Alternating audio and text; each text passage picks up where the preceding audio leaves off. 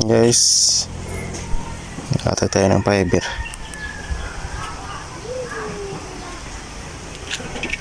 Fiber cables.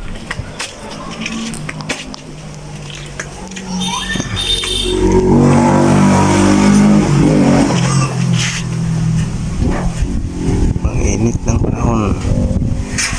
Ayan. Dito naman kami sa mga puno.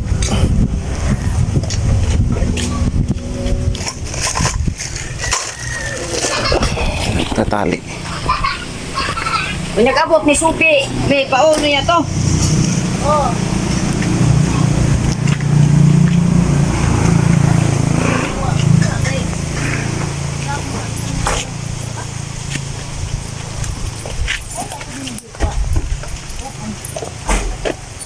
Wa mo ko kay bawang giok lagi. Kailan gamay nga sanga. Babaw.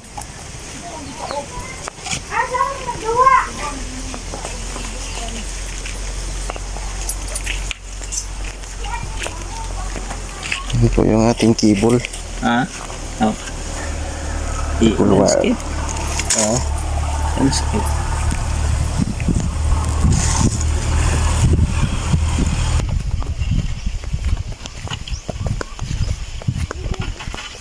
Yan ang wifi connection, guys. Sobrang init.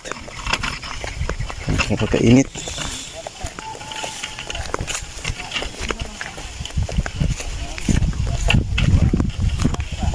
Kisa ng Jimlina ya? Kisa rin Jimlina? Oh. Di mo ka na ipaputod? Ay guys, yan guys. Oh.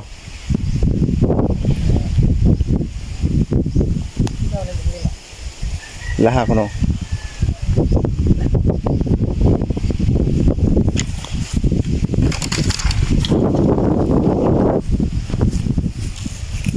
Ator kaya pun. Di ang butang agla? Gusto mo ya?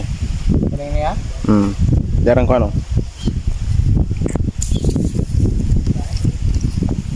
Hey guys, tara guys. Pagkahirap lang maglatag ng wire guys. Kuha ko lang poste. Kuha natin sa kahoy.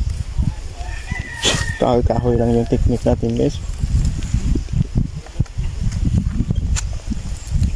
Ayan.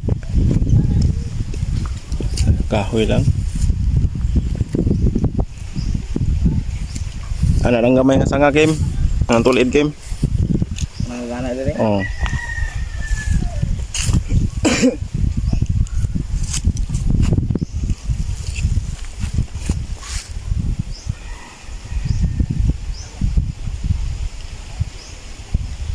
Tao lang ito nol dito, tama na itong kan. Maglagay tayo ng sabita na wire guys para hindi masira.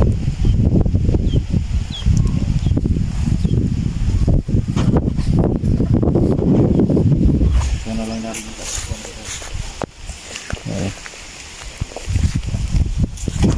Guys, ay mahirap. Mahirap talaga pag mahirap.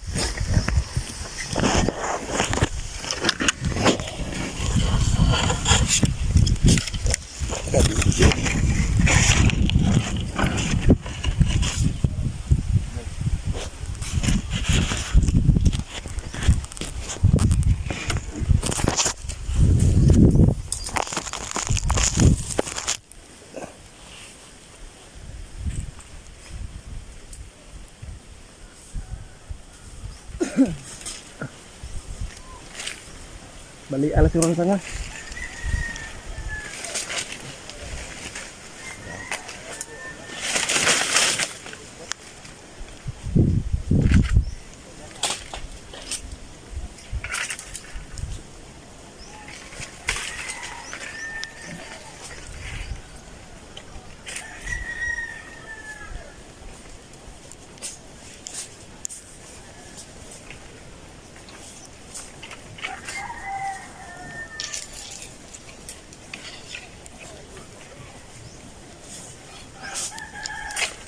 Alisan. Baluag gila saya.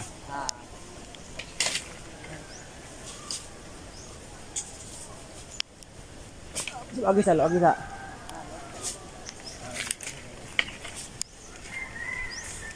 Dira. Dira. Ay. Enggak kayak. Kuha na siguro na. Ito mo ito.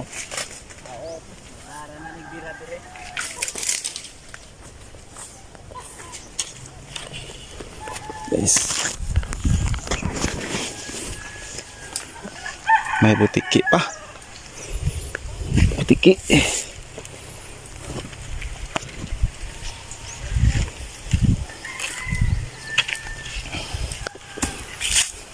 Ting climber.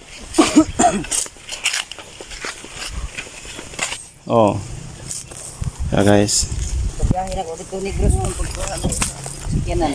Vlog ko yung ito Dumating na tayo sa ating main ISP guys. Yan po. Ya, dayon pagsakay ko sa barko, pag diri. Pagbiyahe ko na po Manila. Hindi to yung vlog. Dagan ang vlogger nga na biyahe. Ating main ISP guys. Kung kauban ko travel, Oh, di ka man doon. deliver ko Manila. Ating main ISP. Kapoy ko ato ako si Jason nga anak ni Pitope. Umo ba mo akong gidag nila. Lakan din mo ba? Oh, babaw kayo mga des ginto rapid cam. Bus-bus. Let's buksan natin yun.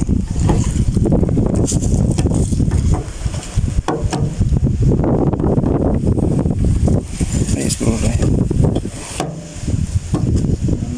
Ito yung screwdriver. Huwag nga dagis ko driver ya. Ganda. Paano film ka? Oh, dari. Ini yung screwdriver. Driver na ka. Hindi, sundang na ka. Na sila screwdriver? Nang i-update ako diri. Nineng, huwag masabi sa driver TV. Dara din sa Oy Payate. Ang Mantina. Guys. ISP.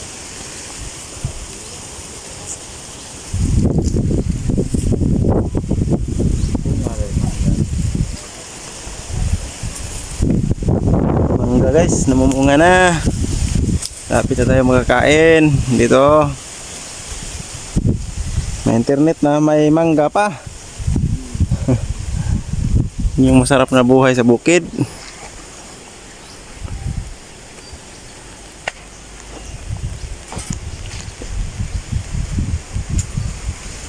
Ting Pitope.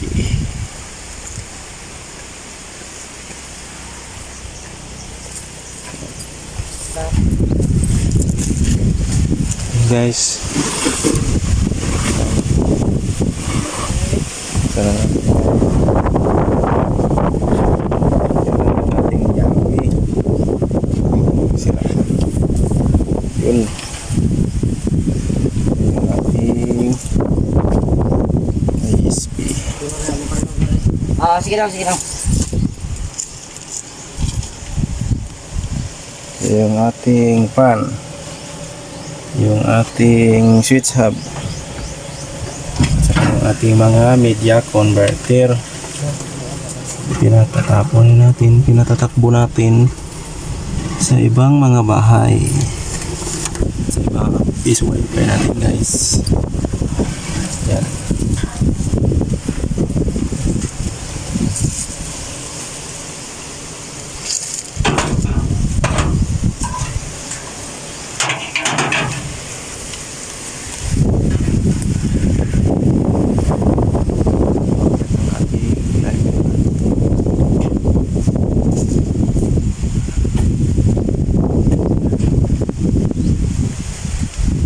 Dia lang ito nung sa atong banting karon di mo baog.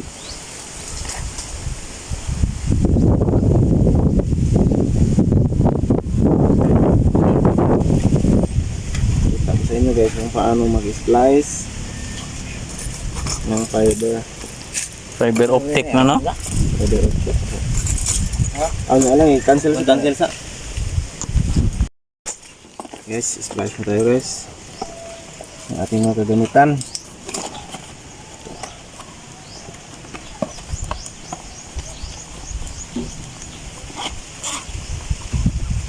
Ating fiber cleaver.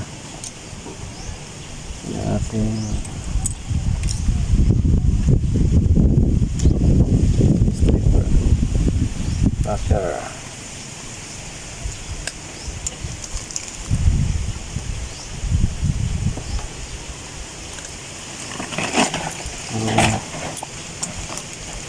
Ganito lang mag-splice. O dito, pasok lang yung wire dito, yung fiber maliit. Pasok lang natin dito. Tapos higitan na natin. Ipitin. Ayun, para matanggal yung balat ng wire ng fiber. At saka linisan natin para hindi siya madumihan, guys.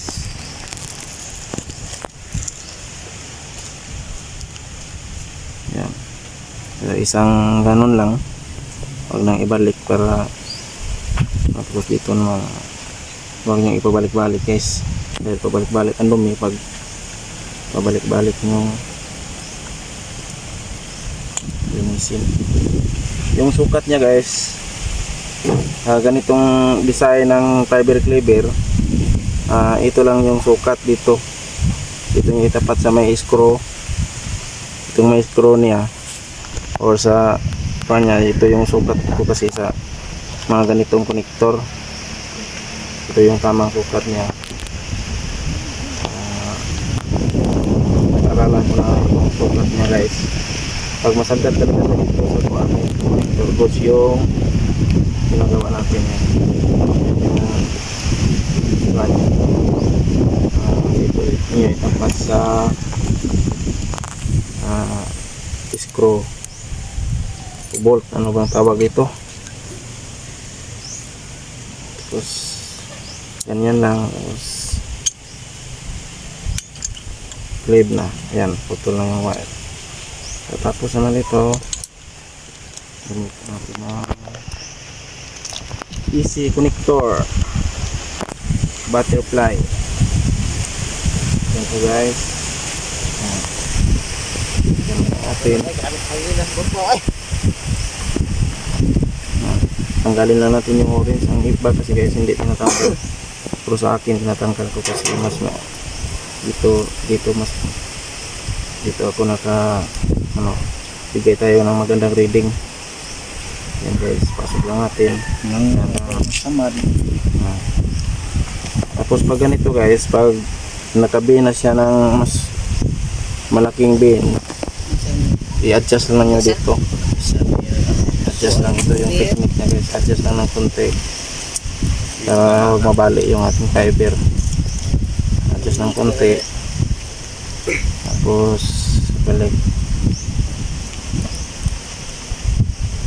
Ayan, guys, dapat maliit lang yung pagtabi niya dito. Ang purpose kasi ng bin, guys, purpose kasi dito para malaman natin na sagad talaga dito sa connector niya, kasi pag hindi siya nasagad, posibleng mababa yung reading niya at saka loss yung connection. Kaya yun yung purpose niya, guys. Ayan, so lock na natin. Yan, okay na. Yun lang yung tamang paggawa ng connector, guys, na fiber. Gamit ng ganitong easy connector butterfly. Yan. Yan po.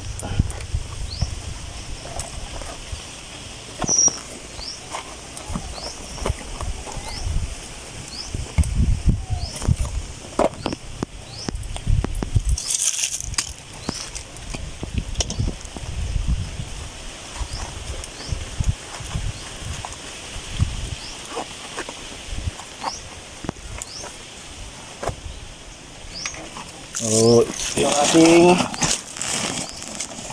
Japon natin.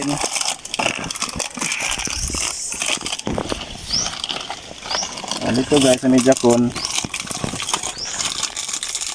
pwedeng A, pwedeng B sa magkabilang dulo. A at B lang, guys. Hindi pwedeng A at A. Hindi rin pwedeng B at B. Ang kuha natin is A at B. Saka natin sa kuryente.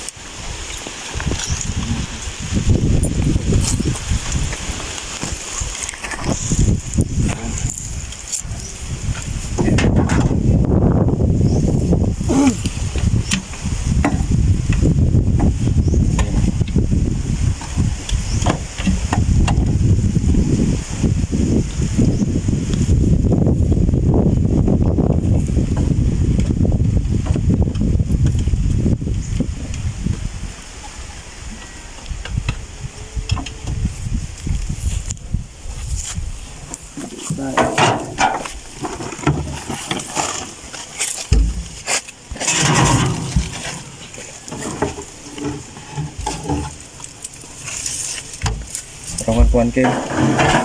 Karong nga kuan. Ito sa switch hub. Ang switch hub dito.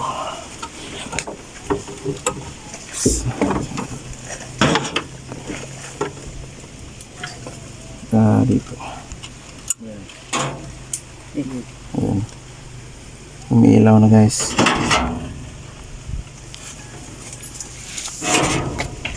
Gigabit yung ating fiber jack converter. Gigabit po ito guys. Basta lang natin dito.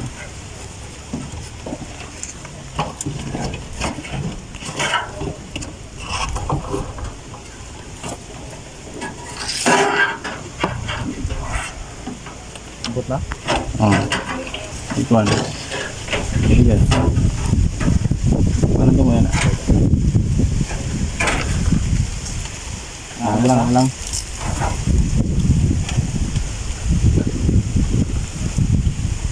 Dito guys. Nagawa natin. Meron namang guide. Hindi naman tayo malito. Ayan. Yun. Okay na yun. Na guys. Doon naman tayo sa kabila.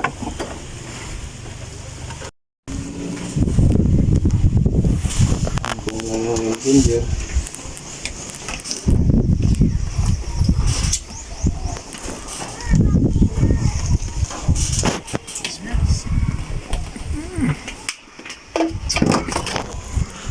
Ganun din yung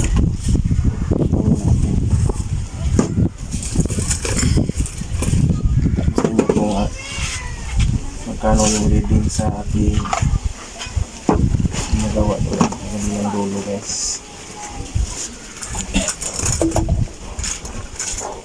Ating mga gamit.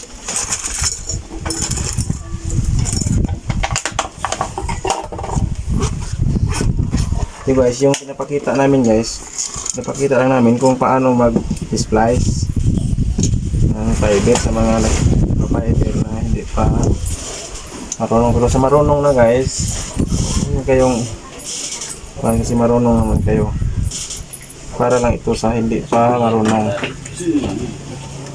Yan, dito guys, dito may guide naman dito. Dito lang yung ikuan yung dulo na fiber cable, tapos i-press lang ninyo, tapos bunutin, hugutin, yan, naputol.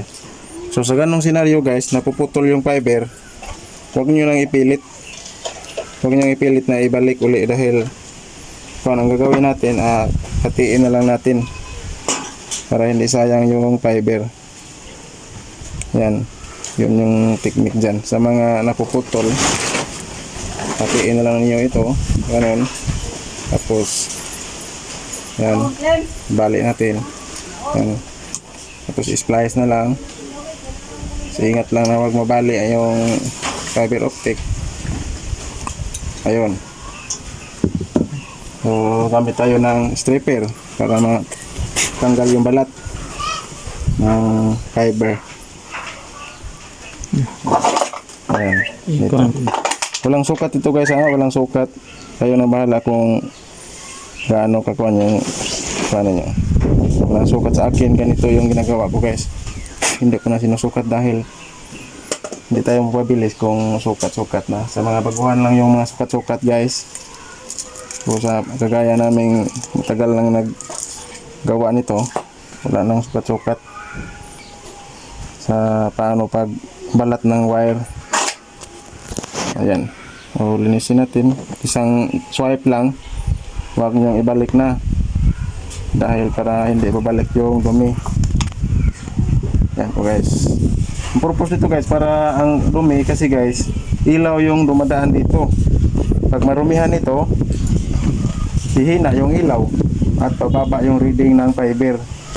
Kaya kung lost na yung connection nyo at mahina, hindi na masyado gaano dadalo yung internet, hindi masyadong nagbibigay ng stable na internet. Ganun yung purpose niya, para yung sa paglinis ng fiber. Kailangan talaga malinis yung fiber, huwag niyong idikit yung kamay ninyo, yung kamay dito, kasi may dumi ito. Kahit kunting dumi lang guys, sa sobra namang liit nito, kunting dumi lang hindi na masyado yung dadaan yung ilaw kasi matabunan ng dumi. Yun yung purpose. So, ganito lang yung sukat niya. Sukat natin. Yan. Sa fiber cleaver ganun din. Ito yung sukat niya, yung guide naman tayo dito yung sa screw dito guys. So sa mga baguhan, hindi ka marunong mag-splice, dito lang para hindi kayo magka-problema. Ito yung samang sukat niya talaga guys. Yan. May ganitong fiber cleaver. Yan po. So, yan. Tapos clip lang natin. Yan. Putol.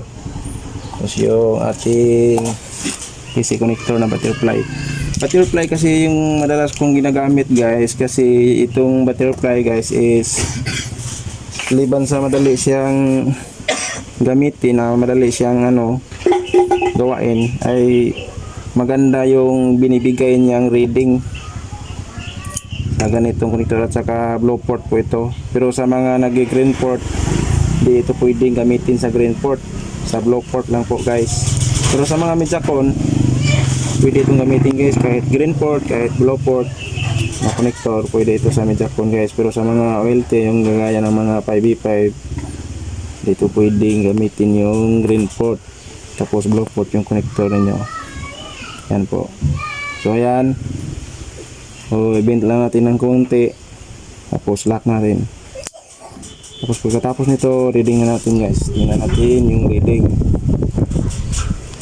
ng ating optical power meter o OPM.